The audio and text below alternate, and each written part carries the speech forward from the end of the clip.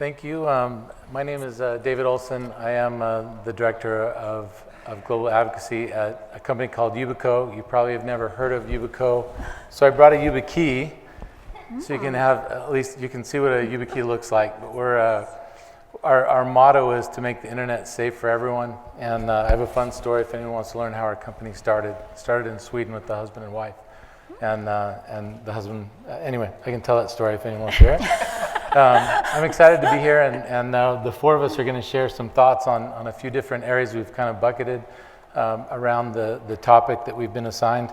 So I'll let everyone else do an introduction. Well, I guess we can just go down the line. Sure. Thanks, David. I'm Dr. Tiffany Raymond. I lead global customer advocacy at PayPal. I don't know our founders personally, so can't really go into that too much, but they are certainly well known, particularly Elon Musk. And there's a great book called The Founders about the founders of PayPal if you're interested in learning more about that. But I lead customer advocacy, and again, we have 34 million merchants in our portfolio, so a lot of merchants to advocate for and on behalf of. That's awesome. And me, my name is Amy Weiner. I lead strategy and operations for global customer programs and sales programs included. I've been with Google for about 6 years, close to 6 years, and before that, I built 4 different programs within a Google, anywhere from Google Maps to Google Ads and a partnership. So I'm really hoping that I can contribute to this conversation, how to scale your program today. Thank you. And I'm Dan Cody. My mic's not on. Hello? Can you hear me now? Oh, yeah. There we go. Dan Cody, I head up marketing for Influitive. We're a SaaS engagement platform for running customer advocacy, community, and loyalty programs. Lifelong marketer, and so love this space that we're in and willing to support it in any way we can, and happy to contribute here. Thank you. Thanks for the introduction. So in the first bucket, we're going to talk a little about what is success, what does it look like, what are the challenges, and what's the impact of customer advocacy programs. So I think on this one, Emmy, do you want to start off? Yeah, I can start from my experience with Google Cloud. So our mission is to help customers transform the business. So that's the organization level mission. And as a team, how can we contribute to that? So first is we are the expert of customer engagement and customer storytellers. So we engage customers and share the stories first. But I think most importantly, this team knows how to engage customers. So through that, really focusing on transformation stories, and of course, we consider persona that we're focusing on, messaging, product messaging, all of it together to bring a story that touches every single point that everyone cares about to the world so that we can tell transformation story. And it's working out pretty well when you have one big mission to tell and everyone is focusing on it. We're just going to kind of open this up, so we'll be jumping in and kind of sharing our thoughts and kind of riffing off one another. So. I think success, it's always important to align with your business unit. I think about that because my team has moved around a lot within the company. We've been shuffled from group to group, and we can talk more about that. Currently, we're a part of the customer success group, actually, so we're part of, we fall under PayPal's very broad servicing for our merchants. So coming into that group has caused me to think a little bit more about, what are the needs and objectives of that particular organization? It doesn't mean we're not continuing to do things that we did before, but it's more about the framing of what we do as far as what's relevant to our servicing populations.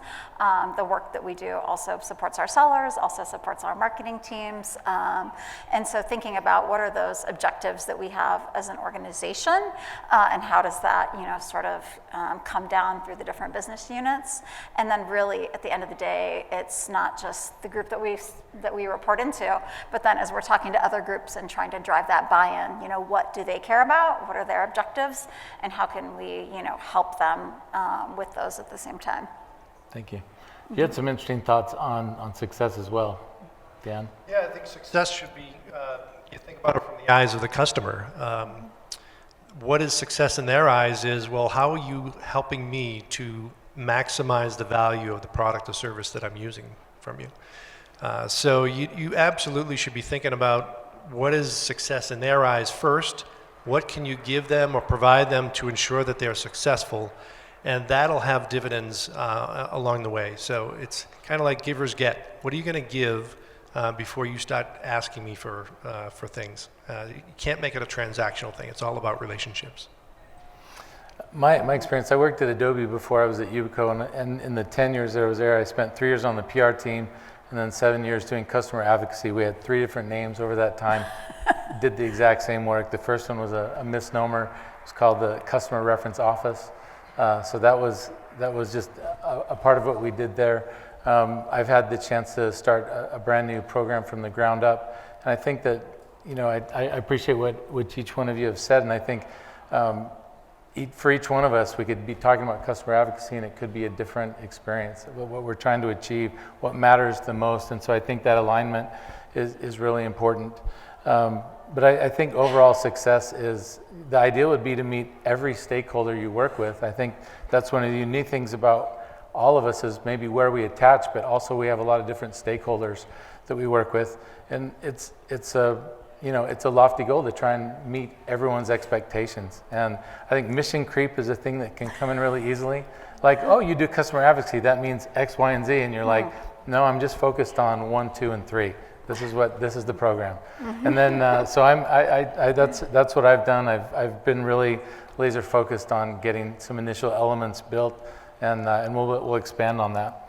So next question, let's talk about building your program and what kind of a team structure maybe comes with that. What's included in your program? Maybe talk about where you're attached. I'm attached into product marketing, so. That is one of my former homes, is product marketing, which was part of our marketing organization, as I noted.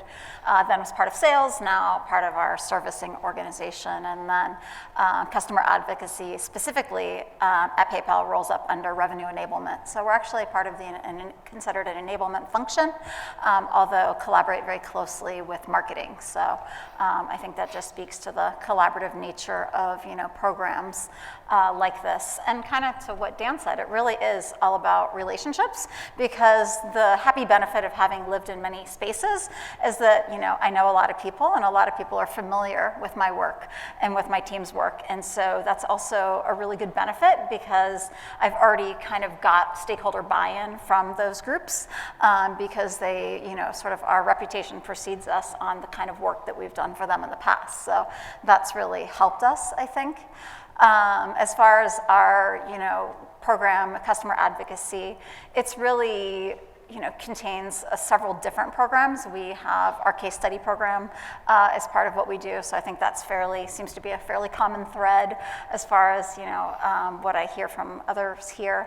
The customer advocacy board a customer advisory board is part of my team as well. So we support, our sort of high value accounts with that work stream.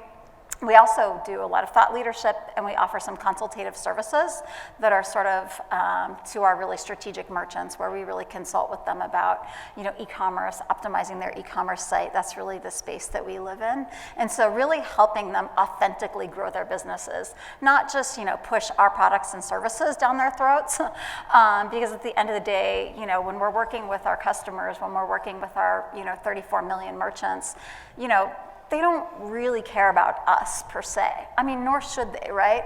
They care about growing their businesses. And so how can we contextualize what we're doing in a way that will help them with the KPIs that they care about, right? If they care about converting more customers, how can what we bring to the table help them do that, right? And so it's really not about our solutions ever or our products. It's really about, helping them achieve their goals, and our products, help them achieve that. But then we talk to them about other things that aren't related to, our products and services, but that help them achieve those goals, and that increases our relevancy in their lives. And so that's kind of a lot of the ways that I think about what we do and what we don't do. And to your point, it's easy to have scope creep, and we recently actually created a slide of like, here's what we do, here's what we don't do. And that really came about because we had some good. misconceptions about what people thought that we did. And so now we hear people repeating it back to us. Oh, I know you're, curators, not creators. I heard someone say to me the other day, and I was like, yes, there we go. It's working. So you have to, back to that education piece of always, getting the word out to people. And eventually, it lands and it sticks. So. That's great. Will you just briefly talk about the structure of your team? Sure. So my team is really the functions that we support. We're kind of a centralized, group in general. We have a global footprint. We have a global mandate, and so my team is organized here. We've got people focusing on case studies, but they support all of our regions, all of our markets. So we're in 212 different countries, but we focus on our sort of core markets, our sort of where we have more business, right? We wouldn't be doing, in other words, all of our case studies for the year on Poland. We love Poland, but that would not be a good use of our resources. So we try to really kind of think about the work, when we have a certain amount of things that we can do, we try to map that to, our penetration globally. And that's kind of how we approach all of our programs. Thank you. Dan or Emmy, do you want to jump in? I think with the same, I 100% agree with everything what you said, so related to what you said. The only thing that I would add is our team is separated between marketing references and sales references that may be different and a unique part of our organization. In addition to that, we have lots of customer programs. For example, on the sales side, we have a CAP program, technical CXO programs. On the marketing side, we have product marketing team focusing on advocacy. We have PM also focusing on the customers. So all of together, we all have to touch the same customers. But in our program, particularly, we are under product marketing and under the marketing team. So that's a very different but interesting point. Thanks. So customer advocacy at Influitive rolls up in marketing, obviously, with me. I'm running all of the marketing. But for customers, I'll talk about our customers. Largely, the customer advocacy programs are run out of marketing with marketing CMO as the sponsor. But increasingly, we're seeing more of that come out of CS. We're seeing some of that come out of product marketing. I think it boils down to who is the strongest leader inside the organization and the loudest voice of being a champion of a customer. They're usually the ones that are going to ignite and start a program like that. And it should be, and typically is, based out of what's the most need for the company. Is it, all right, we need to generate more references for our sales organization, or do we need more peer reviews, like Andrew said earlier? So it could be a number of things, but you really should start with what is the biggest need of the company. Yeah, I think that's really important. I learned really quickly in talking with people at Yubico that case studies were number one. Case studies were king. I've only helped with 2 reference calls, which was a pretty big shift from what I did at Adobe. And so those case studies need to be meaningful. And so I made some adjustments to how we produced those and really tried to put the customer forward. And I think I think it's been a good change. Let's go ahead and shift gears here. So the next thing we want to talk about is alignment and with stakeholders and why that's important. And I think, Dan, you were going to start out on this one. It's hypercritical. I mean, if you don't have alignment from the get-go, then you're probably destined to fail. So when we start a program, if we don't see executive alignment with program launches, we know we have some concern already out of that gate. So we're immediately trying to make inroads to make sure that the program managers understand the need to be engaging with your departmental stakeholders and your executive sponsor. Without that, it's going to fail. I think you're in a unique spot in that you are a CMO. Does that help with creating alignment because you understand it? I don't know that all CMOs fully understand customer advocacy. I'm not sure I do either. Yeah, so I'm just wondering if that helps with...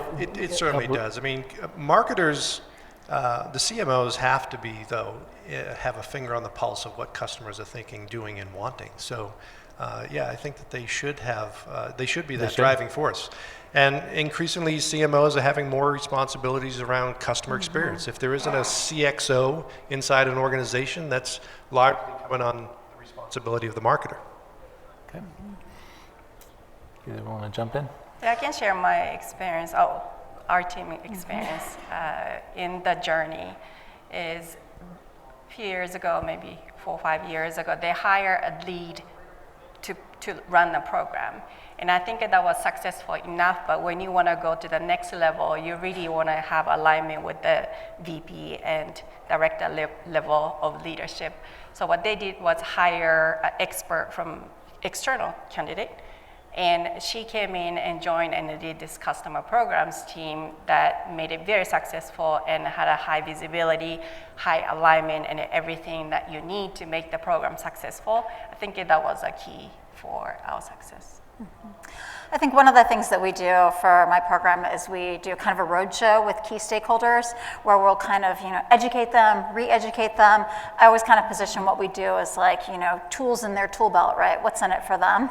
And so I'll kind of reorganize and reorient the sort of roadshow deck depending on the audience, and also remind them of some of the things that we've done for them in the past, and try to, call out some particular folks within their team who have, helped them be successful. Again, building those internal advocates, right? There's many layers of advocacy, and ultimately, your sales force, your sales teams, and your servicing teams, they're kind of gatekeepers to those accounts, and so you want to make sure that you're bringing them along, with you on this journey and helping them also elevate, their careers, and so that's something that I sort of work on doing on that roadshow deck and helping to build that alignment by understanding, hey, what are the 3 big rocks you guys are focusing on this year? And then really looking for those commonalities across all of the different stakeholders, because they're always going to be there, and then that helps us know what we can focus on. One of the things that I completely agree with that. One of the things that I have tried to commit is I won't reach out to a customer without reaching out to the CSM or the account team. And I think that alignment is really critical. Yep. I think the education piece, you can't really state that enough. We've heard that multiple times. I think being aligned with those stakeholders, getting that buy-in. We talked in our table discussion earlier about putting together a team of, whether you call it a tiger team or a team of like trusted advisors, and as you're bringing something new, to share it with them to kind of get that initial feedback has been really helpful for me. And I think that I've been able to make some adjustments so that when I send something out to the field or I'm trying to educate them, I'm saying it in a way that's more meaningful overall. What about the lifeblood of any program is leads? Who is that next best advocate, and where are you going to start with them? So I'm wondering if in this case, Tiffany, if you want to start there, talking about what are your lead sources? What's the best way to bring in new leads? It's always a challenge. But you only have 34 million, you said? Yeah, only 34 million. Potential? Yeah, so it's a big pool to fish from. But we do focus, I would say, our portfolio of merchants is segmented into, kind of small business and, obviously our large enterprise merchants. And we tend to focus more on that,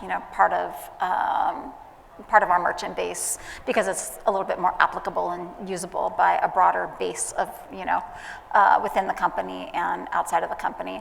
So I think, we were part of the sales org, we're part of the servicing org, and, we built a lot of relationships with a lot of salespeople and with a lot of servicing people, and then kind of turned them into our advocates. So it's finding those people in the field who want to, get involved and kind of stretch their wings a little bit, and again, help them grow and develop their careers and stand out from their peers a little bit, because a lot of times the work they're doing is very similar, right? Customer Success Manager A is doing similar things to Customer Success Manager B. And so how can they kind of stand out by partnering with you on that? And so that's been very successful for us as far as working with leads. Also, some of the people on my team, I've hired some of our former salespeople, now are part of my team. So they've got their own portfolio of merchants they used to manage, so they have a lot of connections as well. So it can be a good sort of career path for people who are looking to do something a little bit different. So that's been really successful.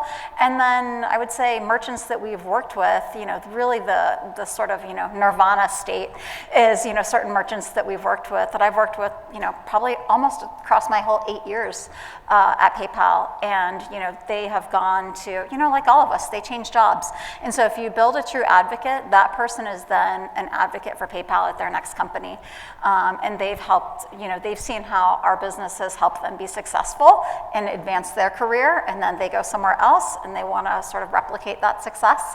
And so they bring us along with them on that journey. And so that's kind of one of the most exciting things is some of our merchants that I've worked with. It's not so much the merchant, it's the people who move, between companies and then bring us along on that journey to help them be successful. Excellent. Thank you. That's a true advocate. Yeah, that is a true advocate. Yeah. We've got some of those folks. How about you, Emmy? So for us, we have many different channels, but one of the channels that's been successful is having very clear criteria internally, because we have thousands of salespeople. We can't talk to every single one of them every day. So we have internal systems that have a nomination processes. We have a rigorous process so that they have every single item they have to share with us, and then we select the right advocates and champions to engage. And the rest of the customers that are also champions, we engage them at scale, because we have a very small team globally, so we have to do both. We have that too. We have also processes where you have to meet certain criteria in order to, qualify for submission. That helps. Interesting. How about you, I'd Dan? say the source of leads, it depends on what you want to do with your advocacy program or which specific area you're concentrating on. If it's all about, you want to rally and connect with raving fan customers, then your NPS, if you do an NPS, might be a great avenue for that. Same with your CS team. But advocacy isn't always something that has to be positive. You could have an advocacy program to understand what your detractors are saying about your product or service, and you want to convert them and you want to engage with them. So that might be going to your support team. It could be going to some other source to just say, who are the people that are complaining most about your program? And you need to engage with them and convert them. They're the easiest ones to convert into positive advocates versus negative advocates. But you could also look at LinkedIn and other places to see who that you're not talking with today is talking favorably in social. Someone might want to do a lot of social posts and advocate for you in that way. Some would not choose to do that at all, but they'd love to be a speaker. So what's the qualification for them wanting to be a speaker? So you just have to really just ask all your customers and understand what it is they want. Okay. I would say one more thing that I thought of, based off of that is just thinking about as many channels as you can possibly think of. And so we also mine our call listening software as well. So for customers who are saying great things about us during calls with reps. So that's another source as well. We use Gong, and so we can go in there. We have some filtering set up that sort of auto notifies us when people say certain keywords, and then we can follow up with them. It's for advocacy purposes. Great. I made a form and made it really long, but it was really simple to click. I shared that with our little Tiger team. They're like, it's way too long. So I shortened it way down, and I've never gotten one lead from that filled out that way. Slack or email is the most likely way that they'll come in. And what I've said is, bring any lead in, and I'll do the qualifying, because I want to understand what are the use cases, what's the story, and where are they at in their customer journey. And I think we're always trying to capture that ideal window of time where the customer's happy. And that was a little harder at Adobe, it felt like sometimes, but maybe that's maybe another story. But I think leads are, it is the lifeblood, and trying to find new ways to bring in leads and communicate that a lot through education, I think, is a good practice. Let's talk a little bit about evolving the program. What's worked well, and how have you evolved your program? I know that some of you here are from large companies, some are from smaller, so we're all probably at a different level and focusing on some different things, but there's probably some things that are very much in common. I'll start here and actually talk about a customer of ours, Renaissance Learning, had a very successful customer advocacy program where they're a K through 12 education company and engaging with teachers of all curriculum and ages. When COVID hit, the world of teaching and education was upside down. And so what they needed to do was completely pivot their program. It wasn't about, well, how can we get more advocates to advocate on our behalf about our curriculum? No. In a world of COVID, everything was, teachers never did teaching remotely. My wife is an elementary school teacher, and her life was upside down. She was frantic for months, trying to use technology to teach in a completely different way. So what Renaissance did was they didn't dig their heels into, well, we're going to keep running this advocacy program the same way. No, they said, let's talk to our teachers, our existing members, and say, what is it you need from us? What do you want from us? They wanted information. They wanted resources to understand how could they do their job. And so that worked out extremely well for them, and I think it endeared them even further with their existing members, and it helped them to thrive going forward. Thank you. I can share, in my organization, the next step in the growth and evolving program is going to be the scale. So one of the things that we're focusing on is automation. How much can we automate so that everyone can focus on engaging customers and developing stories and sharing that with everyone? So what we have a machine learning foundation that we use internally and externally.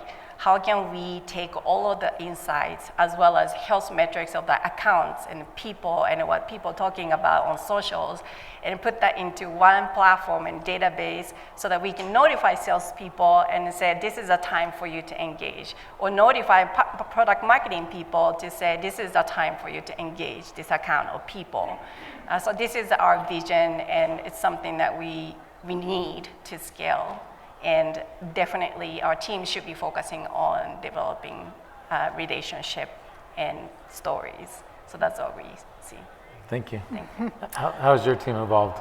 Oh gosh, it's a continual evolution in a very fun way. I think we're always trying to think of new ways to reach, communities, whether that's internally or externally. And so one of the things we all collectively really enjoy doing is just coming up with new ways to do that. So, like for instance, we recently ran a customer advisory board meeting, and we did this exercise with our customer advisory board members where we kind of put them into groups and had them do an exercise. And then we just finished writing a blog post to post on the PayPal domain about, the kind of learnings from that and, how we organize it and how to create this kind of function and how to run this kind of, session. And so, that's something that could be used internally by other teams within our company who want to do similar exercises. It could be used externally as well. And so, I always kind of use this expression of spin the diamond, like how many different ways can we use one thing? Because it takes so much work, as we all know, to get one case study. People don't understand the blood, sweat, and tears that it takes to do that. Yep. And so we want to make sure we get maximum usage out of it from our salespeople, from our servicing people. Let's make sure marketing sees it. Let's share it with PR. We have a practice of, putting case studies links in our signature within my team, right? Like, hey, free education every time we send that an email. So, what are all the different ways that you can just kind of pepper and sprinkle that information out there, and kind of constantly think of kind of like guerrilla marketing approaches. So I think that's helped us grow a lot and evolve because the word has kind of spread. So that's sort of been one way that we've continued to evolve. Excellent. I think starting a program from the ground up with the white canvas has been a unique experience. I think most people associated with customer advocacy are small and mighty teams, and so there's a lot of opportunity. And I think for us, it was case studies are most important. We've now started to add video and different elements of video. But I think capturing the customer voice, what I'm seeing is we're developing more relationships and having more people that we can call upon. It's enabling us to look at other things that we can do where it might be having, could be speaking opportunities both internally in the company. We just had what we call UB San Diego, where the whole company, anyone who was comfortable traveling, were invited to come to San Diego, and we had a customer panel that was remote, and we had someone that was live who's part of the Air National Guard. And people literally, he was sharing his story and how YubiKeys are helping the airmen get time back. People were crying, and they were really touched by that. So I think there's ways that we can expand our program and continue on, but I think it's been overall a great experience. I think we're about at time. I'm just wondering if there's any advice or lessons learned that anyone wants to share as kind of a final comment. I think my takeaway with all the conversation we had before and here too is we went through a lot of changes too, and resilience is very important for our team and for our organizations. And I think in that it continues to change, and have your teams be prepared for the change and innovations. I thought that was a very, very important factor and a skill to have. Great, thank you. Alignment's key, and setting expectations is really, really important with all of your internal stakeholders. And you need tools to scale these kinds of programs, but as some of the speakers earlier today said, a tool is one thing, but you can't automate your way to creating a great relationship with someone. So you really do have, it goes hand in hand. It's the skills of a customer marketer or whoever's running your advocacy program, their communication skills topped with and augmented with the tools will make you successful. Great. Yeah, for some reason I was just thinking about, advocacy is, I think it's the lifeblood of, everything that I bring to the table every day. And I love advocating for, the people on my team, because ultimately, they're the ones, collectively, we're the ones who do all this amazing work for the company. And one of the things we always do as a team every year is choose a word that we're gonna kind of focus on for that particular year. And so our word this year was curiosity. And so just really approaching everything from a space of curiosity, because sometimes it could be like, why isn't this person getting on board? And instead of like having that kind of reaction, just being like, I'm curious. And so trying to approach everything from a space of curiosity, because when we approach things that way, we really find that, that enhances our collaboration and kind of brings people's defenses down. And we know that collaboration is so key for our success as not only an advocacy team, but as an organization overall. So find your word. All right, I like that. I think I really appreciate everything that you've shared and what we've all already heard today. I think education for me is probably a really important key, and I think part of that is sharing with stakeholders where we're at, where what we've accomplished. So I've been doing like a quarterly, here's the quarterly update, the highlights of the quarter, things like that, just to try and keep advocacy top of mind. And then I also believe in one of the first things I said when I joined is I think every person could be, can bring in an advocate. Every person can bring in a lead. It's all hands on deck, and I really believe that. I think that a lot of people touch customers across the companies, and anyone can find someone that, I had a BDR bring me a lead in a couple of weeks ago, and I've started on a case study with the gap area. I also think looking at where do you have gaps, where does the company need you to fill some things in is also really useful. So doing some analysis there is something else I did to kind of start things out. I think we have time for a couple of questions. Does anyone have any questions?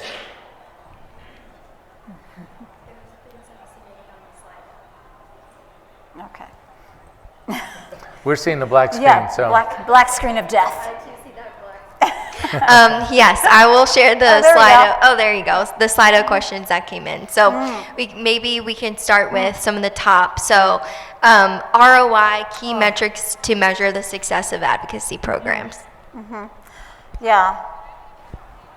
ROI is a tricky one. I think, one of the things that we do is we've integrated a lot of our programs and the intake for our programs through Salesforce, which is what our salespeople use. So it makes it much easier to quantify our value when the things that we do are attached to opportunities that our salespeople are creating in Salesforce. So then we can say, okay, we've accelerated, typical deal takes this long. When we get involved, the time shrinks by this amount. So that's really helped us quantify our value, particularly when you're communicating up to, SVPs or other folks who are looking for those shortcut ways of understanding understanding the value that you're bringing to the table. And I try to think about it both quantitatively and then also qualitatively. So we've got some, for instance, quotes from some of our customer advisory board members, right, talking about how much value they find in our program. We've also seen some of those CAB members form their own partnerships because of, the program has brought them together in a unique way.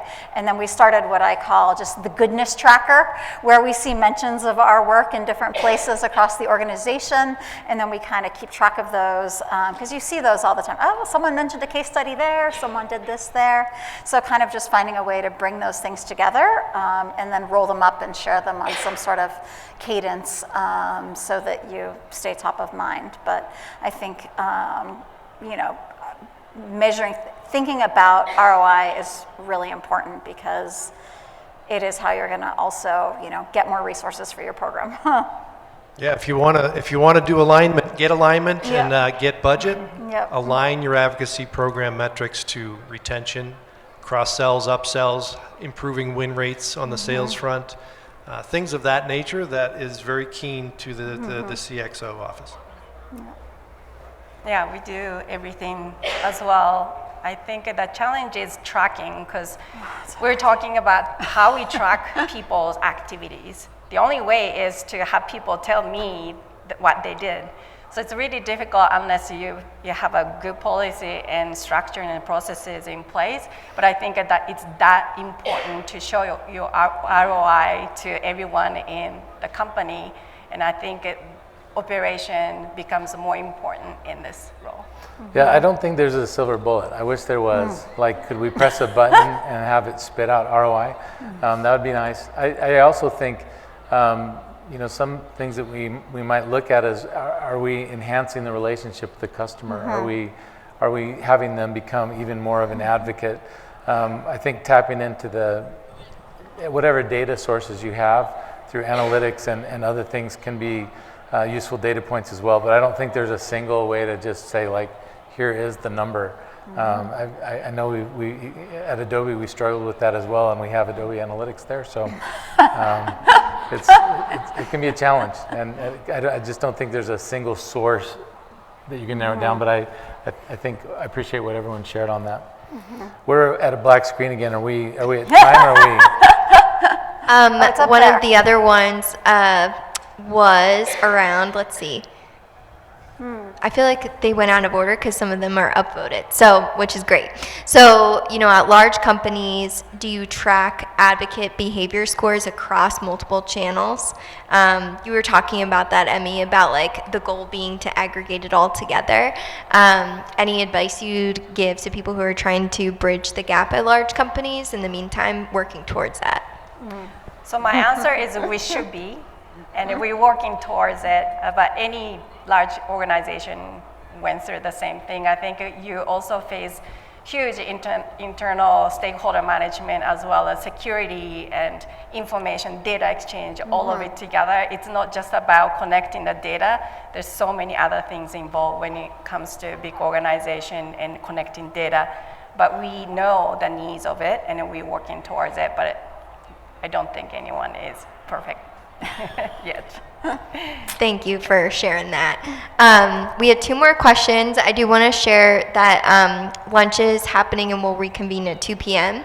But if you are all willing to wrap up with the last 2 questions, this one is, I think, really interesting. Most case studies traditionally follow the same narrative. Have you ever tested case studies from unhappy customers? What do you think? David, you're smiling. Dan, I know you also talked about this. David, you're really smiling. I'm smiling because I'm not sure how to respond to that. I do. What's that? Eric had a comment. Yeah. Process here is that, so we already know the traditional format. Have we ever tested case studies where someone became a customer, was not happy with their experience, we helped them, and now they're a thriving customer? Okay. I think we have a lot of stories like that. You mean with talking about that journey within the case study itself, or? Yeah, so I'm talking about essentially, because it traditionally shows they become a customer, and here's how we help them, and these are the results. You rarely see anything after that. So they became, they experienced issues with onboarding, You'll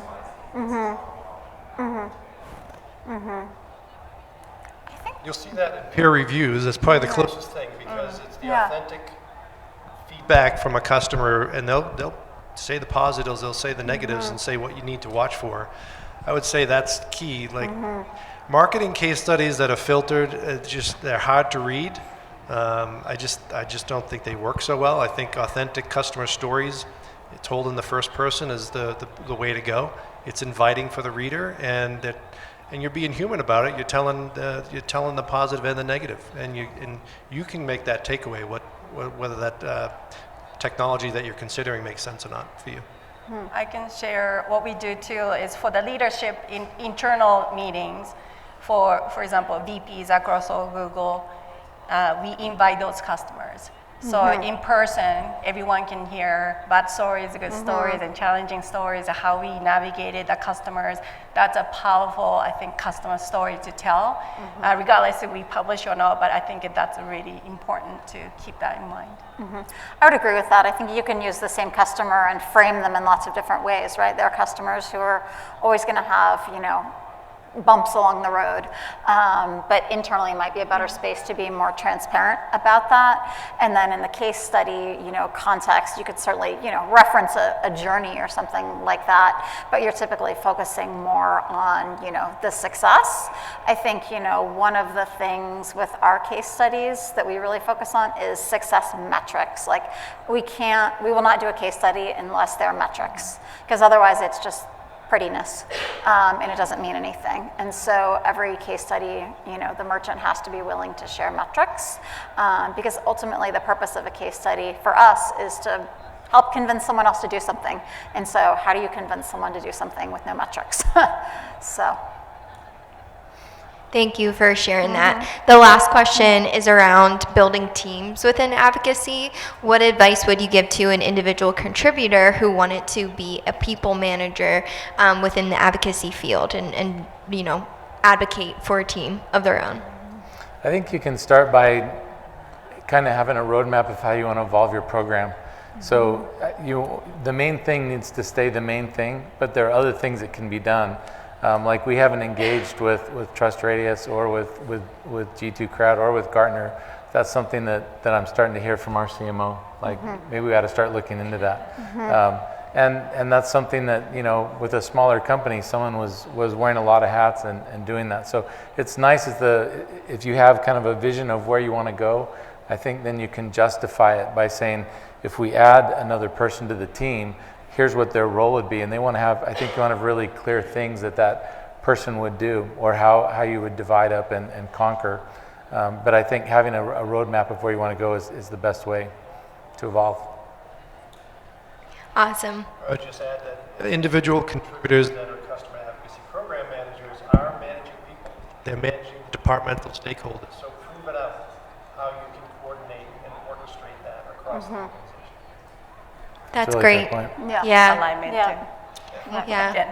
Well, thank you all so much. This was, really great information to dig into, especially because advocacy, I think, as you explained, internally and externally, when people first hear it, they don't really know what to make of it. And all of your answers just were so tied to that concrete value that you're building. So really appreciate it.